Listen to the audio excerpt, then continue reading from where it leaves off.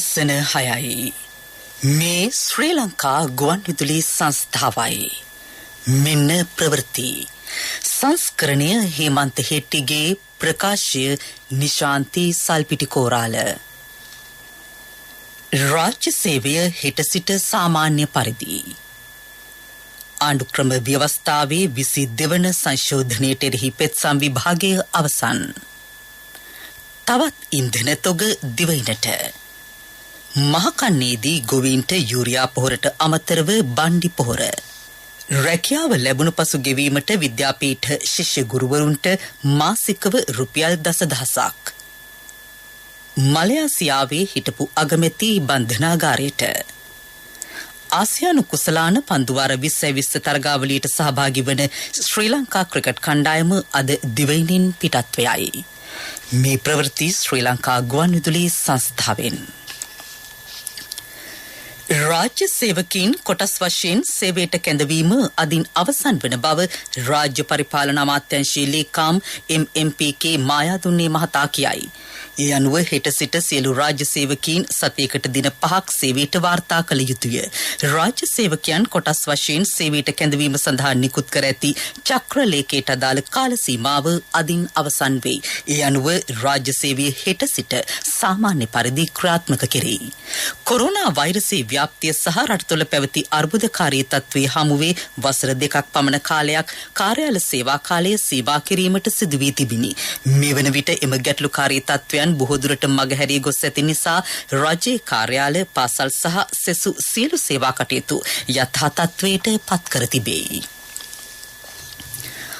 ආණ්ඩුක්‍රම ව්‍යවස්ථාවේ 22 වන සංශෝධනයට එරෙහිව ඉදිරිපත් තිබූ පෙත්සම් වලට අදාළ ලිඛිත දේශන ඇතනම් ඒවා අද ඉදිරිපත් කරන ලෙස ශ්‍රේෂ්ඨාධිකරණය පෙත්සම්කරුවන්ට නියෝග කර තිබේ.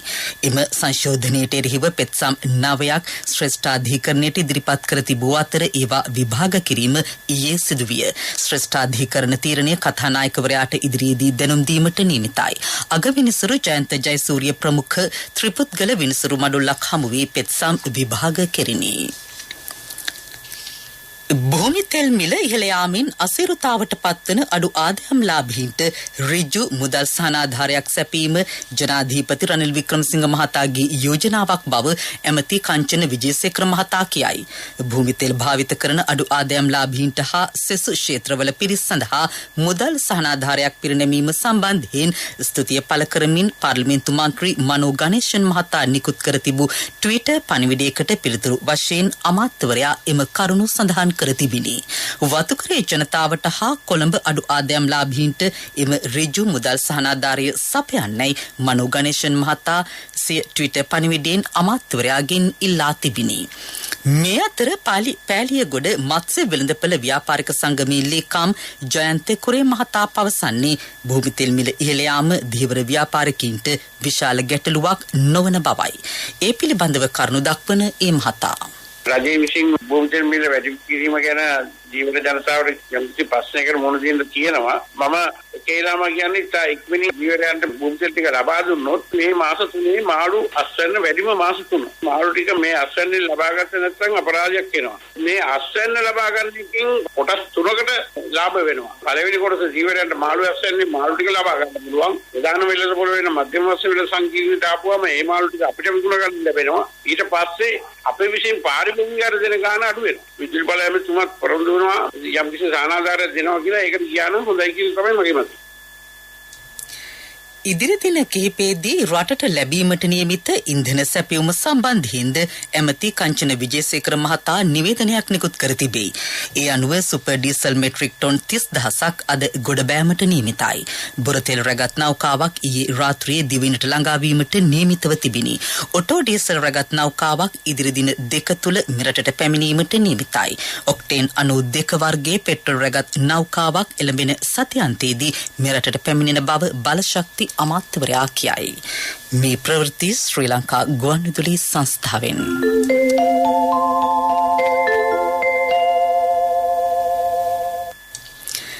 එළඹෙන මාස් කන්නේදී වී වගාවට අවශ්‍ය යූරියා පොහොරවලට අමතරව බණ්ඩි පොහොර හෙවත් මියුරියේට් of potash ද සපයන බව ඇමති මහින්ද අමරවීර මහතා කියයි.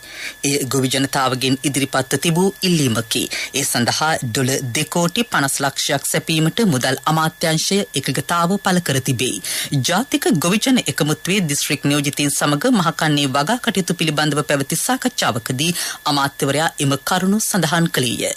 මහකන්නේට අවශ්‍ය මුළු යුරියා පොහොර සඳහා ඩොලර් කෝටි 11ක් සැපීමට ලෝක බැංකුව එකගතාව පළ කර තිබේ. වගාවට අවශ්‍ය කෘමිනාශක, වල්නාශක සහ දිලීරනාශක පුද්ගලික සමාගම් සහ ගොවිජන මධ්‍යස්ථාන මගින් අලෙවි කිරීම කෙරෙහි අවධානය යොමු කර තිබේ. ජාතික අධ්‍යාපන පීඨවල ශික්ෂණලාභීන් සඳහා සහන පොලී පදනම මත ශිෂ්‍ය ණය ආධාර ක්‍රමයක් හඳුන්වා දීමට ඇමති මණ්ඩල අනුමැතිය ලැබෙයි.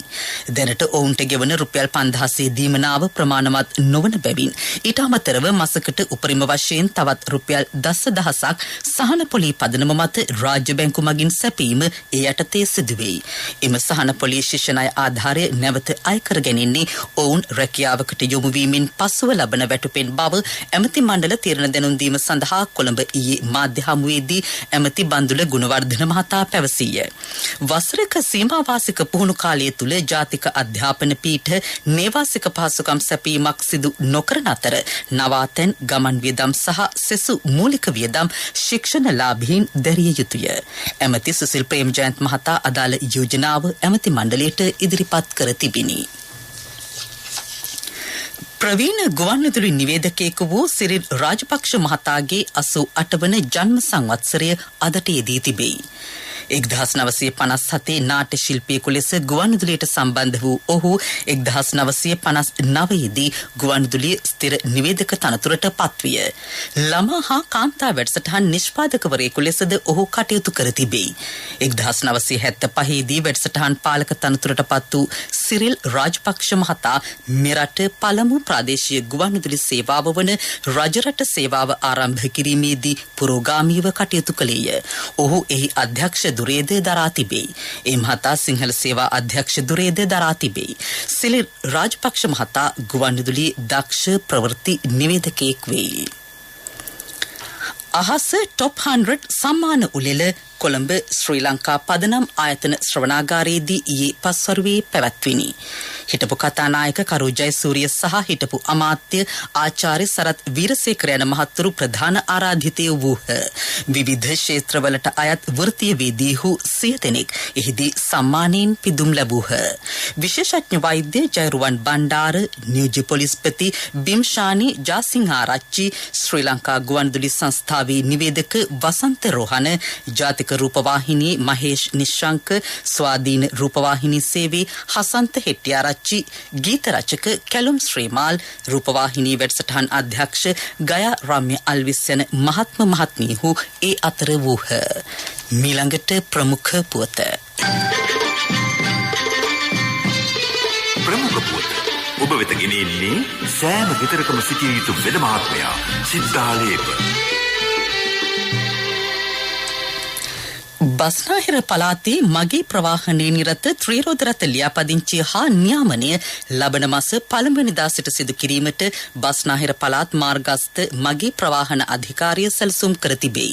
මාර්ගස්ථ මගී ප්‍රවාහන සේවා ත්‍රිරෝද රථ ප්‍රඥප්තියේ විධිවිධාන අනුව මීට අදාළ කරුණු ඉකුත් වසරේ දෙසැම්බර් 15 වෙනිදා ගැසට් නිවේදනයක් මගින් ප්‍රකාශයට පත් කර තිබේ.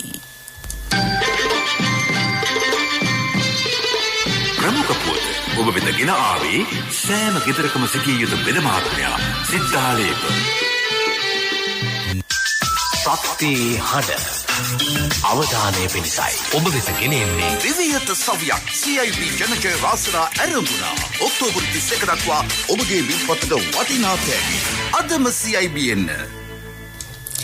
කොරෝනා වෛරසයේ නව ප්‍රභේදයක් හඳුනාගෙන ඇත්තේ ශ්‍රී ජයවර්ධනපුර විශ්වවිද්‍යාලයේ ප්‍රතිශක්ති විද්‍යා හා සෛල ජීවා විද්‍යා අංශයේ ප්‍රධානී මහාචාර්ය චන්දිම ජීවන්දර මහතා කියයි. එම ප්‍රභේදය රටේ ප්‍රදේශ කිහිපයකින් හඳුනා ගනු ලැබිය. ඒ පිළිබඳව තවදුරටත් කරුණු පැහැදිලි කරන ජීවන්දර මහතා.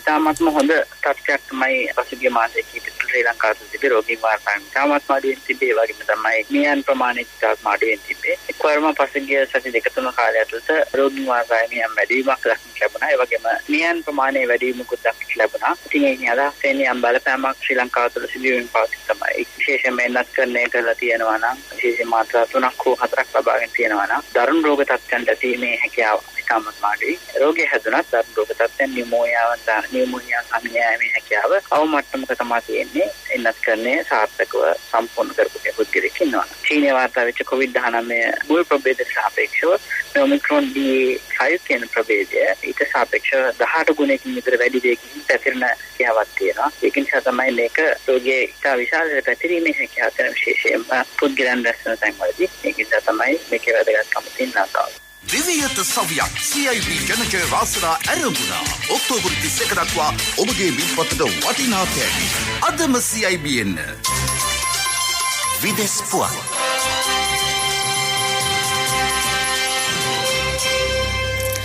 මලයසියාවේ හිටපු අගමැති නජීබ් රශීක් මහතා බන්ධනාගාරගත කෙරෙයි. අධිකරණය ඔහුට වසර 12ක සිරදඬුවම් නියම කර තිබේ. තම දඬුවමට එරෙහිව ඔහු ඉදිරිපත් කළ අභියාචනය මලයාසියානු ශ්‍රේෂ්ඨාධිකරණය ප්‍රතික්ෂේප කළේය. 69 වන වියේ පසුවන හිටපු අගමැතිවරයා රාජ්‍ය දීපල අයථා පරිහරණය සම්බන්ධයෙන් චෝදනා ලැබ සිටී. ඔහුට එරෙහිව ඇති චෝදනා සංඛ්‍යාව 7කි. 2020 ජුලි මාසයේදී එම චෝදනා සම්බන්ධයෙන් සිරදඬුවම නියම කළද ඔහු අප මත නිදහස් විය. මේ අවස්ථාවේ තම සිරදඬුවම කල් දමන්නයි හිටපු අගමැතිවරයා කළ ඉල්ලීමද අගමැතිවරයා ප්‍රතික්ෂේප කළේය. තමහට එරෙහිව ඇති චෝදනාවලට තමා නිවැරදි කරු බව රශීක් මහතා පවසයි. පෙරසර සංවර්ධනයක පුවත් සම්පින්ඩනය සංවර්ධන පුවත්. යෝධ කණ්ඩිය ගොවිජන සංවර්ධන කොට්ටාසේ පිහිටි පුරාණ එල්ලංගා වැව් පද්ධතියට අයත් කුඩා හා මධ්‍ය පරිමාණ වැව් 10ක් පිළිසකර කෙරෙයි. දේශගුණික සුහුරුවාරි කෘෂිකාර්මික ව්‍යාපෘතිය ඒ සඳහා මූලික වී ක්‍රියා කරයි. සිතුල්පව්ව මාර්ගයේ අසල පිහිටි මධ්‍ය පරිමාණ වැවක් වන අලියාමල වැවේ පිළිසකර කටයුතු දැනටමත් අවසන් කර තිබේ. එම වැව් ජලයෙන් ගොවිතැන් කරන පවුල් සංඛ්‍යාව 40කි. සමස්ත ව්‍යාපෘතිය සඳහා වැය කෙරෙන මුදල රුපියල් කෝටි 10කට ආසන්නය. මේ සියලු වැව් වර්ෂාපෝෂිත ජලාශ වෙයි. ක්‍රීඩා පුවත් ඔබ වෙත ගෙන එන්නේ සම්පත් බැංකුව හෙට දින එළිය කරයි. ආසියානු කුසලාන පන්දුවාර 2020 ක්‍රිකට් තරගාවලියට සහභාගී වන ශ්‍රී ලංකා කණ්ඩායම අද දිවයිනින් පිටත්ව යාමට නියමිතයි. එක්සත් අරාබි එමිරාජ්‍යයේදී ලබන සෙනසුරාදා තරගාවලිය ආරම්භ වෙයි. මෙවර සත්කාරකත්වයේ හිමි ශ්‍රී ලංකාව, ඉන්දියාව, පාකිස්තානය, බංග්ලාදේශය හා ඇෆ්ගනිස්තානය තරගාවලියට සුදුසුකම් ලබා සිටී.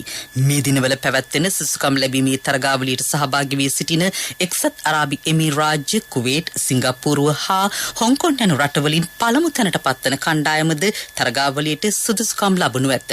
ශ්‍රී ලංකා ක්‍රිකට් කණ්ඩායම ලෝක මට්ටමේ සිටින ඕනෑම කණ්ඩායමකට අභියෝග කළ හැකි පරිණත තත්වයක පසුවන බව ශ්‍රී ලංකා පන්දුවාර 2020 කණ්ඩායමේ නායක දසුන් ශානක කියයි. තරගාවලිය ආරම්භ කරමින් ශ්‍රී ලංකාව හා ඇෆ්ගනිස්තානය ලබන සෙනසුරාදා තරග බිමට පිවිසෙනු ඇත.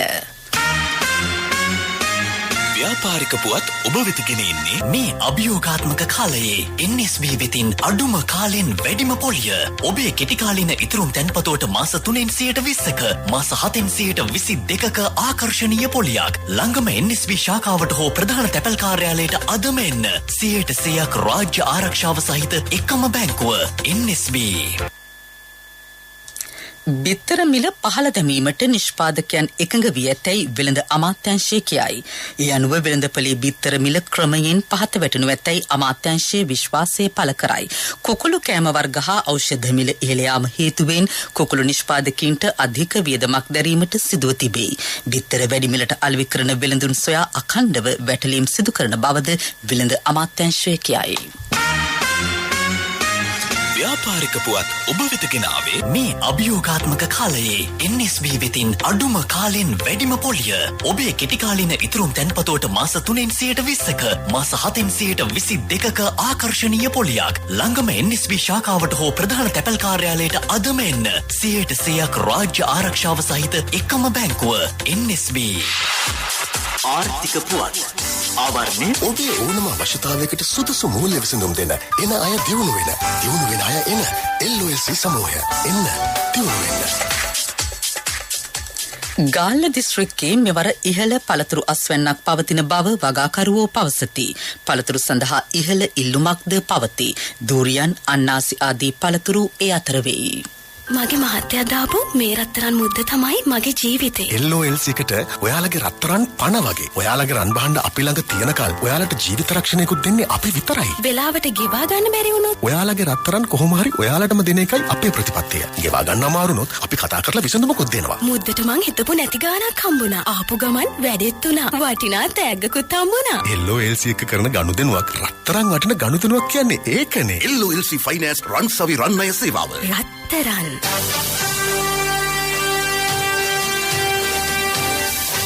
කාලගුණ වාර්තාව. නිරතතික කොටසේ වැසි තත්ත්වයේ වර්ධනයක් අපේක්ෂා කරන බව කාලගුණ විද්‍යා දෙපාර්තමේන්තුව පවසයි. බස්නාහිර සබරගමුව පළාත්වල සහ කුරුණෑගල මහනුවර නුවරඑළිය ගාල්ල සහ මාතර දිස්ත්‍රික්කවලත් වරින් වර වැසි ඇතිවෙයි. සබරගමුව පළාතේ මහනුවර නුවරඑළිය ගාල්ල හා මාතර දිස්ත්‍රික්කවලත් ඇතැම් ස්ථානවලට මිලිමීටර 50 ඉක්ම වූ තද වැසි ඇතිවිය හැකියි.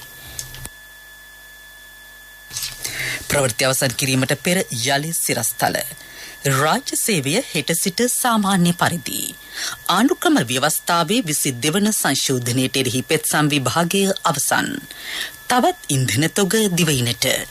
මහකන්නේදී ගොවීන්ට යූරියා පොහොරවලට අමතරව බණ්ඩි පොහොර. රැකියාවට ලැබුණු පසු ගෙවීමට විද්‍යාපීඨ ශිෂ්‍ය ගුරුවරුන්ට මාසිකව රුපියල් 10,000ක්. මලයාසියාවේ හිටපු අගමැති බන්ධනාගාරයට. ආසියානු කුසලාන පන්දුවාර 2020 තරගාවලියට සහභාගී වන ශ්‍රී ලංකා ක්‍රිකට් කණ්ඩායම අද දිවයිනින් පිටත්වයයි. ජාතික ගුවන්විදුලියේ උදෑසන ප්‍රධාන ප්‍රවෘත්ති ප්‍රකාශය මින් සමාප්තයි.